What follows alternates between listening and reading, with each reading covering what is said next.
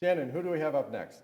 We have Peter Harrington of Malone Commercial Brokers talking about Southern Maine retail. Good afternoon, everyone.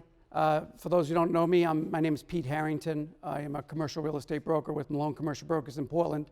I have been a speaker at the MEREDA conference several times in the past and have been brought back this year, not so much by popular demand.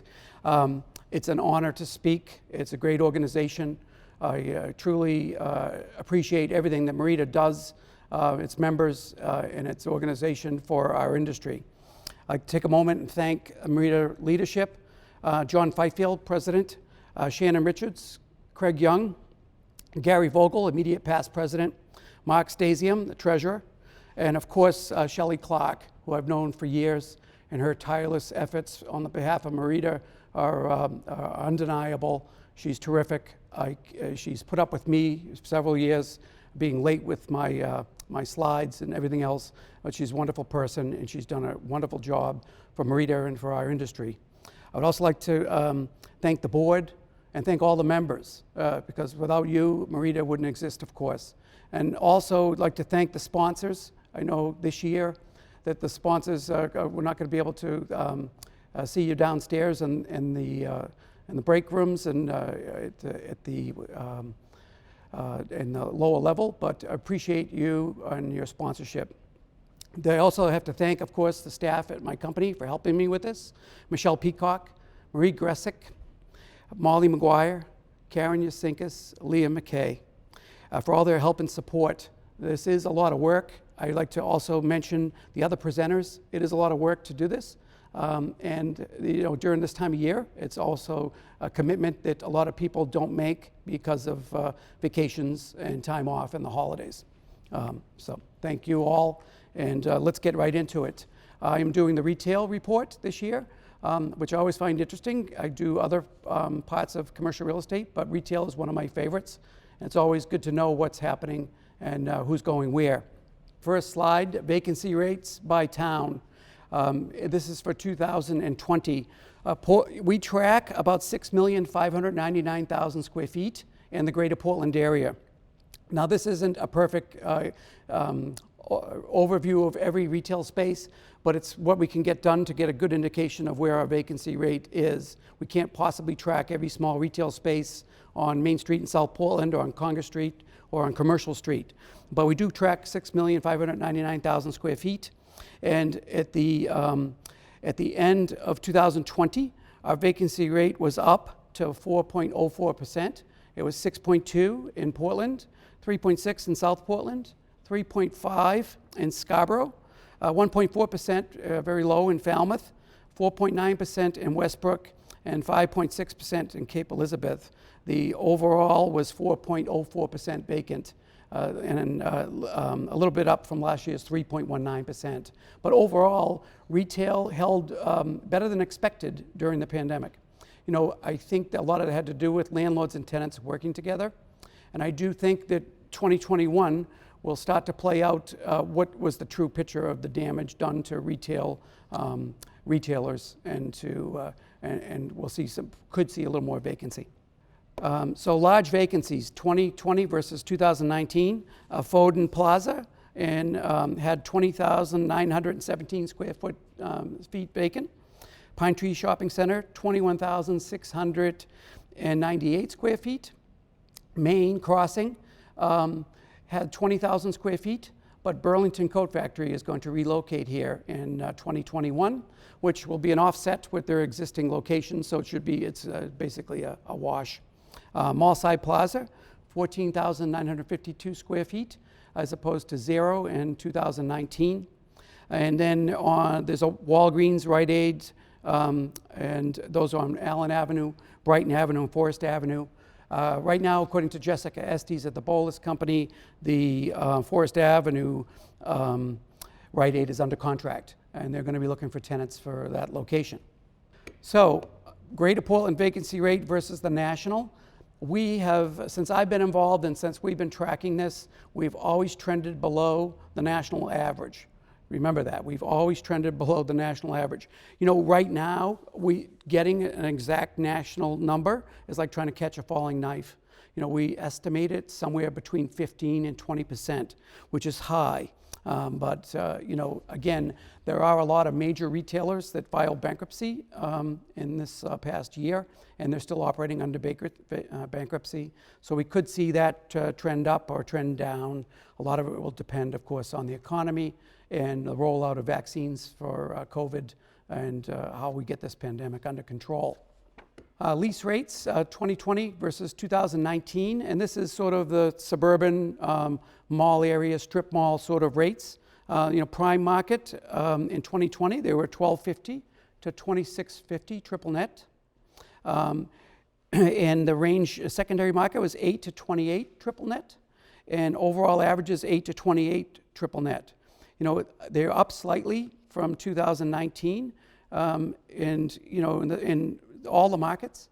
We could see that moderate a little bit in 2021 as landlords try to fill vacant spaces, and but depending on the pandemic, retailers start to test the waters to open new locations, new restaurants, new retail stores. Okay, in 2020, there weren't any great large retail center sales, but there were some notable sales that we want to make mention of. 416 4th Street in Portland's Old Port was a retail/residential property that sold for $4,095,000. It was a 1031 exchange, and the main driver of that was there were 4 retail spaces that all had really strong retail rents and some Airbnb units on upper floors that also bring in significant amounts of money. 140 Main Mall Road in South Portland, Steve Bauman, actually from Compass, and Max Simpson from Porter & Company sold that. 140 Main Mall Road in South Portland was sold. It's for $1.8 million by Craig Young from the Bolus Company, and from what I understand, it's going to be retail marijuana with some marijuana growing in production on site, which is kind of unique, and I think a trend you might see happening. It's happening elsewhere in the country. 594 Congress Street. We all know that is the Hay Building up across from the Museum of Art. That sold for $1,750,000. It's a retail office building, but again, the main driver of the value there is the Starbucks lease on the first floor, a retail lease. That was sold by Sherry Bonowitz and Karen Rich and Mark Malone from Malone Commercial Brokers. 246 US Route 1 in Scarborough, a former police, fire, life safety building in Scarborough. There's about 21,000 square feet of an old fire station and police station and 2.76 acres of land. That's sold for $1,525,000 by Pete Harrington, that's me, and Roxanne Cole, real estate, Roxanne Cole. And that is going to be redeveloped into retail, office, and residential. So the front building, the fire station, will be retail, and the police station will be a combination of service and office. And there's going to build a 55-plus housing complex developed in the back. So this is another trend we're seeing, like over in South Portland, over in what I used to call Knightville, a live-work sort of environment. In this new era and in the modern era, what's happening right now is people want to live and work and get entertained and have food and whatever they need close to where they're living. So this is a trend I think you'll see continue in the post-COVID world.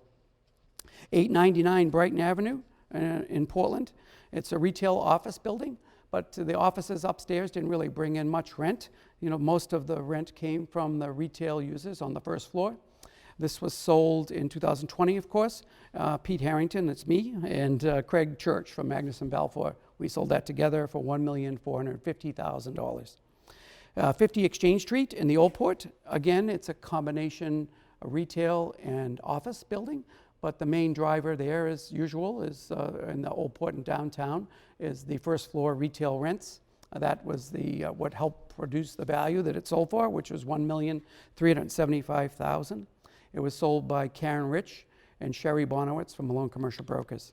Moving on to significant leases in South Portland, at Mallside Plaza, there was a 27,671 square foot retail gym lease to Planet Fitness. This was brokered by Mark Malone and Jessica Estes from the Bolus Company.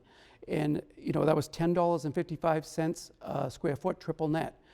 Many of you might remember this as the old service merchandise space, a big portion of it anyways. Amazing that this gym is now open, and we do know that post-COVID people will be looking to get back to gyms and get in shape and to get out of their house. For now, most people are lifting phone books in their basement because you couldn't find weights during the pandemic, something I figured out when my son was looking for them.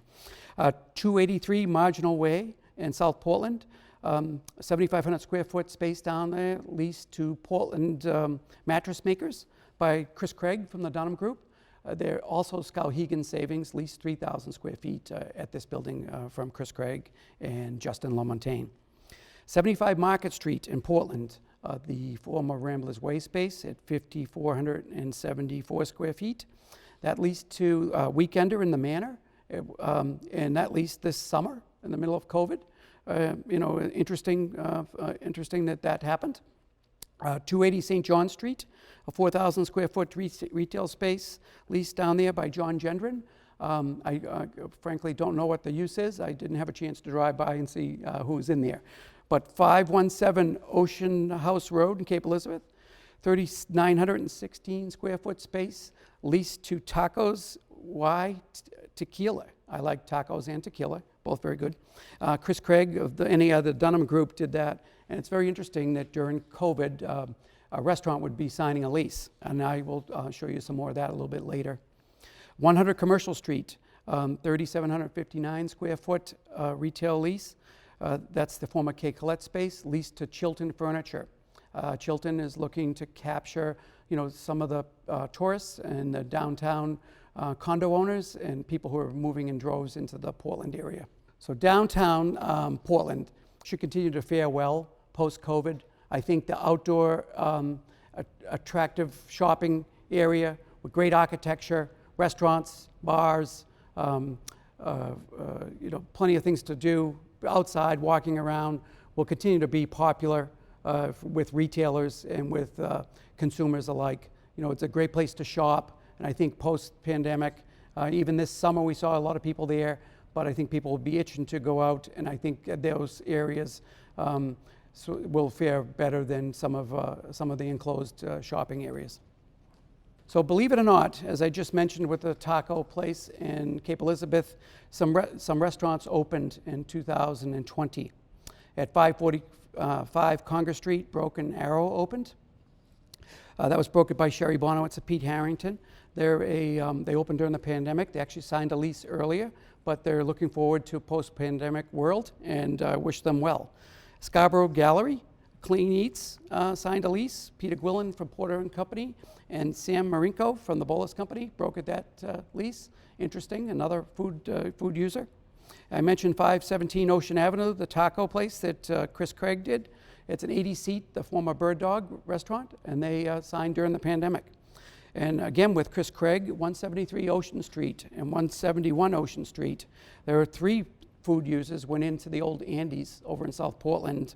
Sopo Seafood, Betsy Gibson's High-End Diner, and Cafe Louis, which is breakfast, lunch, and cocktails. So Chris brokered all 3 of those.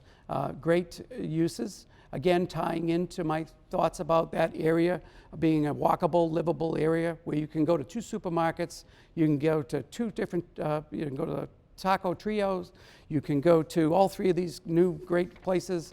You can go to Smaha's, you can walk across the bridge to Portland. I just think in the future, this is one of the trends we'll see continuing in commercial real estate and in live-work real estate. So next, I want to talk about what's trending and what the main driver, I believe, was for retail in 2020. And it was residential home sales. So you'll see in a later slide some of the retailers that were very successful with during the pandemic, and a lot of them had to do with home sales, home improvements, home renovations, decorating homes, backyard equipment to get outside with. So residential activity January through November was 7.9% ahead of 2019. That was Maine's best year ever. So I was president of the Maine Association of Realtors in 2019, and I jokingly told the incoming president, Tom Cole, good luck, you'll never beat that year. Well, they have. They've absolutely crushed it, and that has been a major driver in retail success this year. And not only in that, but in people feeling that their homes are worth quite a bit more than they used to be, so they feel they're more likely to spend and more likely to invest in their homes. The real estate industry in Maine in 2019 accounted for $12.2 billion in sales. That's about 18% of Maine's gross domestic product. Add to this, during this COVID year, everyone was sitting at their home and they were looking at their walls and they were looking at their backyard, and they were realizing that they needed to do something to their house. And because, as I mentioned, they felt that they had some pretty good equity based on how real estate sales and real estate prices have been rising, that encouraged them to renovate their homes, buy new. I did several things to my house. Thankfully, I'm married. That's why a lot of it. But my kids were home. We had to buy some weights for my son to work out. It's just a big driver, and I think, of Maine's economy in this past year. Not only was it a boom for retailers, it was also a boom for homeowners because, as I mentioned, they felt increased wealth, and it really was a win-win. This year, if you own a home or bought a home, you had a winning feeling, and it was a win-win for everyone that owns residential real estate in pretty much all of Maine, not just the Portland area. So this last year, I think the price increase was about 22%.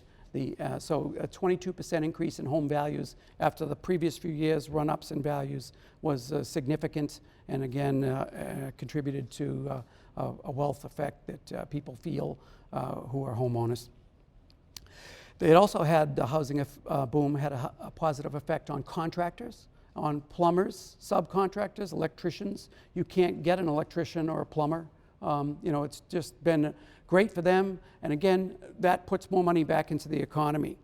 I think that the National Association of Realtors estimates that for every home sold, about $95,000 is injected into the local economy.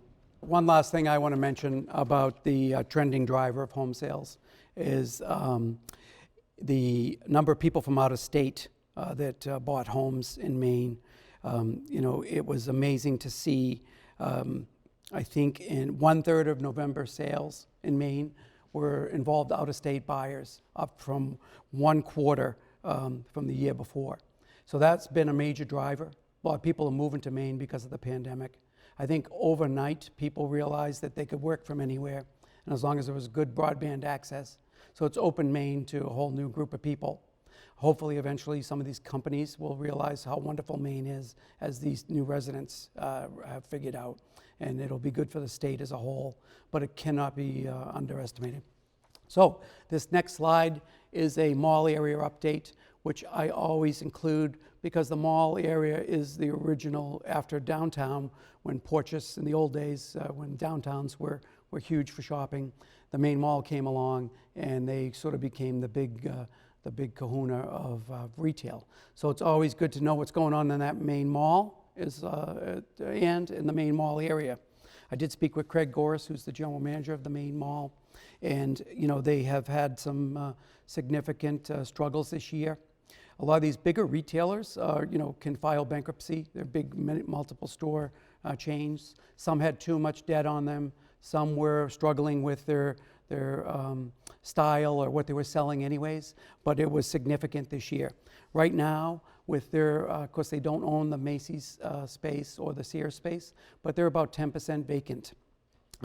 Sears closed, On the Border closed, Hometown Buffet closed, Yogibo closed, Doe Life closed, The Walking Company closed, Kubota closed, Arby's closed, Villa Pizza closed, Williams Sonoma closed, Aldo closed, and GameStop closed.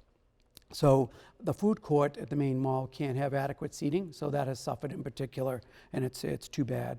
because I do think there is a place certainly forever in the main mall for people to get out in the winter and walk around inside. Now, as the nationally, many major retailers filed bankruptcy in 2020. The Paper Store, J. Crew, Lolly and Pops, Loft, Francesca's, Garage, Olympia Sports, J.C. Penney, and GNC. Now, these are all still open in the mall, but they're operating under bankruptcy. So there's a good chance some of these might not be there next year. So that could affect their vacancy in 2021. As I mentioned, 2020 held fairly well, but we could see a little uptick in 2021 as the full effects of the pandemic and changes in consumers' habits fully take effect. So we'll see, hopefully it won't be that bad. But there were some new openings out there as well. Jordan's Furniture opened up, a 120,000 square foot store. Again, on my theme of home improvements and home sales, furniture sales are through the roof. It takes 8 weeks to get a couch, 10 weeks sometimes. There's just a lack of furniture. It's been amazing to see that in a downturn and in a pandemic. Lululemon opened to pop up. They closed in the Old Port, and the Copper Closet opened. So the Sears store is owned by Sears. There's some work that they're doing on that to secure a new tenant.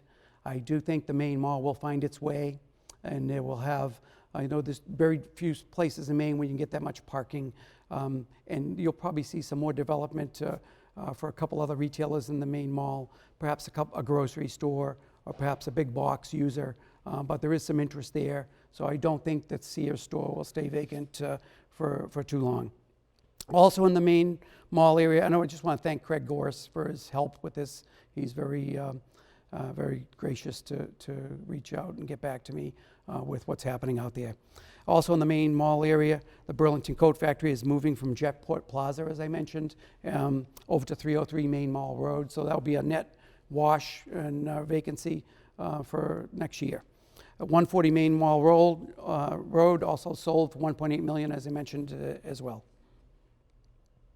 So, struggling retailers, of course, bars, restaurants, gyms, small retailers, boutique stores, wedding businesses, hotels, most tourism-related businesses, they all suffered.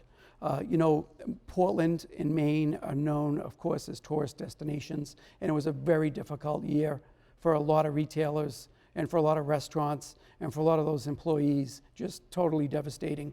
There's a little disconnect going on here where people are buying their dream homes in Maine, and there's 40 million people that might be in risk of losing their apartments. So there's some inequality that has to be dealt with, and that seems to be playing out in retail and in the economy as a whole. But the tourism thing, as we get through the pandemic, that should bounce back, and people should be able to go back to restaurants, and hopefully they'll have a better year in 2021. Successful retailers. So this ties back into my, a lot of it ties back into the home sales and home renovation that took place in 2020, and it seems to be looking to continue in 2021. But some of these are just basic necessities. Grocery stores, absolutely, we're crushing it this year. Small markets also did great, like Rosemont and Bow Street. Liquor stores, anything that sold liquor, alcohol, did terrific. RSVP, Bow Street Market, bootleggers, takeout food outlets fared better than larger sit-down restaurants, of course.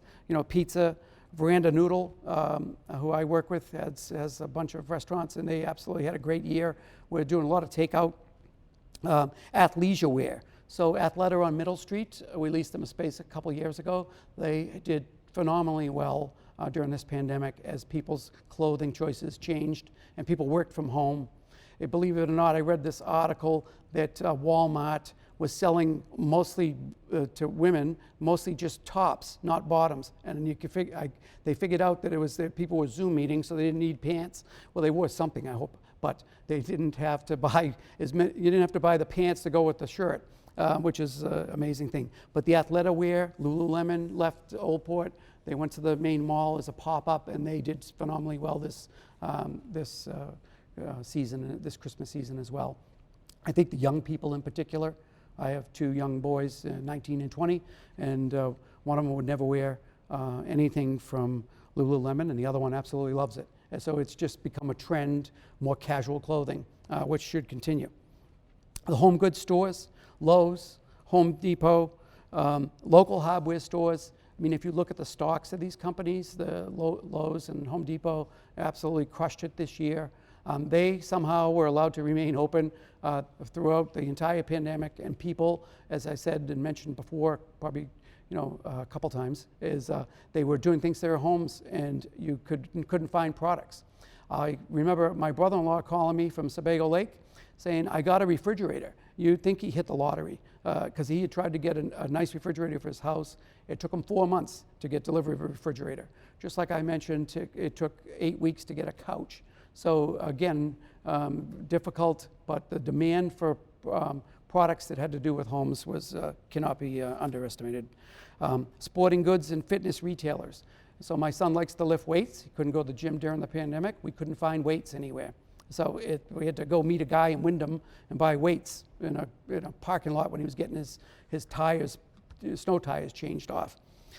So the sporting goods, fitness retailers, people bought Peloton bikes. People in New York City realized they didn't have a place to go outside. They moved to houses that had a backyard. Anybody that sold outdoor recreation stuff, like retailers, like bikes, boats, RVs, ATVs, skis, etc. You couldn't find a bicycle. And in my opinion, that's one of the positives of this pandemic was people spent more time outside. People got walking more. I saw people walking in my neighborhood all the time. It's just a positive in a very negative year where we lost a lot of lives and a lot of people suffered. That people actually sort of changed their lifestyle a little bit, and I hope some of that stays into the future. So we also saw a bunch of bank branches that have been moving into the Portland area continue on. Of course, you had to go through drive-through many times, but they seem to be relocating to Portland from around the state, and that trend seems to be continuing. The big online retailers, Amazon, Walmart, Target, they all did extremely well, of course, during this pandemic. The switch, I think most companies, and especially retailers, spent almost all their money on logistics, web sites, and web design, and enticing people to purchase, and they spent almost no money on actual bricks and mortar retail. And that should turn as the vaccine rolls out and as we move through this pandemic, hopefully. So looking ahead, so 2021, I don't like the phrase crystal ball because none of us really know fully what's going to happen. As I mentioned, I think there could be a continued struggle for retailers through the first half of this year at least, and we could see a rise in vacancies. But we do know that the bank branch thing seems to be going on into 2021 as Skowhegan will open down in Bayside in Portland.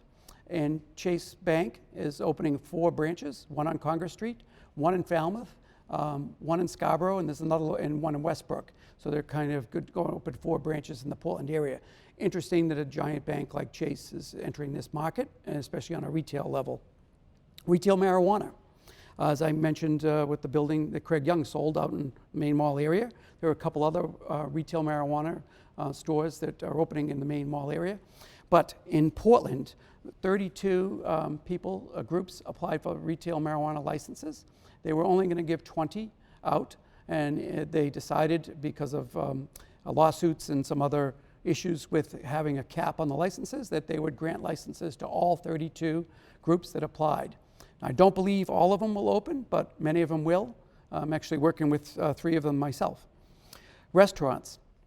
As the country reopens and vaccinations expand, restaurants will rebound.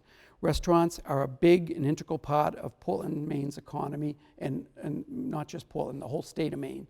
We are known for food, restaurants, some of the best food in the world, and this will bring much relief to owners and workers in these restaurants. Portland has a huge number of restaurant workers, and they've had a really hard year. And I know because my wife is in the business, what she had to deal with. Very challenging to serve food inside. It's just been a very difficult, challenging year. And hopefully this year we will move through that. Rock Row. So Rock Row opened the second market basket in Maine after Biddeford this year. There's a music venue out there. There's a paper store. There's going to be a Chick-fil-A. There's going to be a Chase Bank. There's going to be a Wines and More store. Good traction there. Probably the biggest opening in Maine, other than the Target is now taking the old Kmart space up in Auburn. Bricks and mortar retail. It should rebound in 2021. As I mentioned, retailers spent all their money on logistics and on web design and everything else to sell directly to consumers without bricks and mortar. But it should rebound over 2020 with any slowdown in the pandemic and COVID-19. You know, how much that will happen will depend on COVID and the rollout of vaccinations and on the economy. But it can't, I think it will be better than it was in 2020. Online shopping. So online shopping, of course, tries to mimic reality when you go to these sites. But the experience of in-person shopping, it lacks what that gives you, okay? We haven't evolved as people to sit at home in isolation. I know I worked out of my house for several months in my office, and after a while it started to drive me crazy.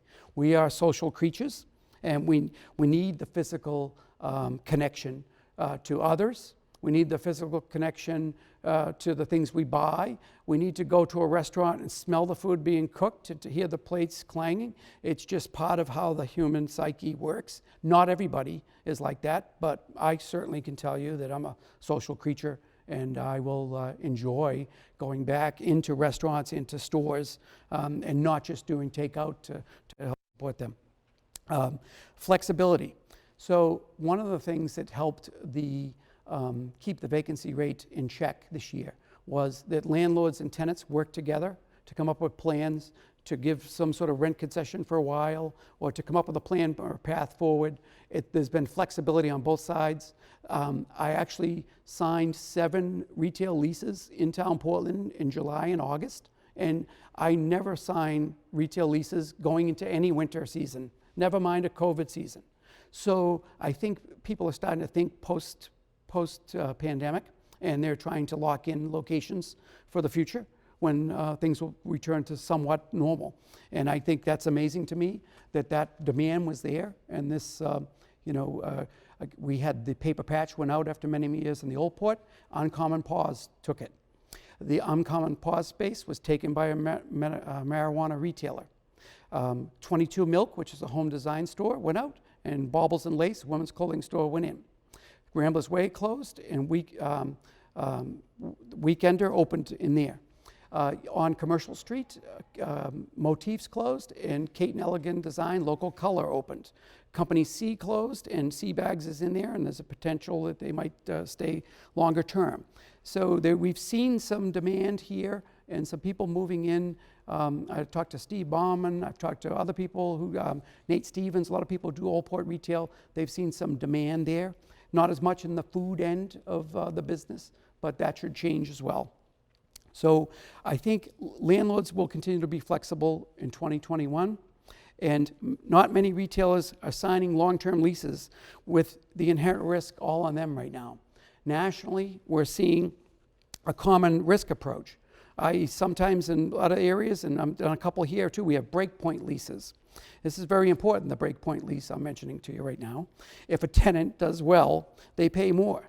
And that is a win-win for the landlord and the tenant. So if they hit their goals and the landlord gets a base rent number, and then if they hit their goals, they get additional money, they're both happy about that. That's just a win-win for both of them.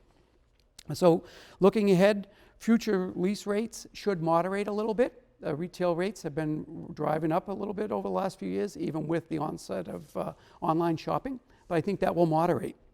And going back to this online shopping versus shopping in bricks and mortar and going to a restaurant, I have to admit, I'm doing this in front of a camera. It's not the same as talking to all of you in person. I have Shannon and Craig Young here, and that's it. And I have to admit, I miss seeing you all in person in the Holiday Inn by the Bay downstairs. I miss having the box lunch with you, with the roll-ups. You know, to pick up a couple tchotchkes or a bar of chocolate at one of your booths. It's just disheartening to me, and I think we all miss that. And of course, I miss the cocktail hour at the end downstairs when we all have a beer together. Competitors, everybody that's there, all the brokers, all the bankers, lawyers, all the engineers, all the surveyors, all the appraisers, seeing everybody in one place, and it always seemed like it kicked off the year. It was, you know, it really got us going, because it always feels a little difficult to get going in January sometimes. So I do think because of that human connection that we all desire, that retail will rebound in 2021 and 2022. That's all I have. I appreciate all of you. I appreciate your giving me the opportunity to speak to you. And I hope you have a safe and wonderful New Year. And the Christmas card we sent out this year said to everybody, stay positive and test negative. And we're close to an end of this, I hope. So we all have to hunker down a little bit more, a little bit longer through this, and stay safe. I miss you all, and thank you very much. Peter, that was great. Great speech, great info on the retail market. I've done a lot of retail myself, and you covered a lot of information. It was awesome. It was awesome. I agree. Peter, it was so nice of you to come in, and you pointed out the fact that this is a big lift for all the volunteers that are showing up, and people like you taking the time to do this for us. That was awesome. I appreciated how much you were talking about your landlord-tenants relationships, that they're working together to try to create solutions. I know you were looking forward to 2021. We're probably going to see exactly the fallout of this past year. I can appreciate all the insight you have from your years of being involved. No, it's great. It's great to have Peter back at the helm. And you know, I'm in the industry and I do a lot of these deals, and I still learned a lot. All the stuff happening out by the mall, where we all go into the main mall regularly, to just hear that Sears is out of business and a number of other retailers fell, some are in bankruptcy, and yet the flip side is we have new restaurants opening in downtown Portland. Yeah. And so, you can find some silver linings, and geez, I think it was really interesting. I agree. There's two different sides of the coin, and Peter was really great about talking about some of the hardships, and we have this really great boom in some of the retail big box stores that are supporting all the residential purchases and all the influx of people coming here to get away from the cities where they're all packed in. And so the Home Depots and the little Main Hardware, they're blowing up, but then we've got all these people. There's maybe 40,000 Mainers, he said, that might be defaulting on their leases. So that's really challenging. That's tough, but on the upside, you heard him talk about how home sales are increasing, and the dynamic effect of that is it helps all of us. It's helping the residential industry, obviously, but those folks are also going to retail stores, hardware stores. It helps everyone. I agree. We should point out that one of the things he mentioned, and if we were going to be referencing the test, that the leases that go from an agreed upon amount and then increase when a tenant makes enough money to hit a certain point, a breaking point lease, is also called a... Shannon, we call that percentage rent. Back in the day, we used to do a lot of them. We don't see as many today, but when they do work, it's a real win-win for both the landlord and the tenant. Perhaps we'll see more of those in the time to come. So great for Peter to talk about that. Great to learn about that information.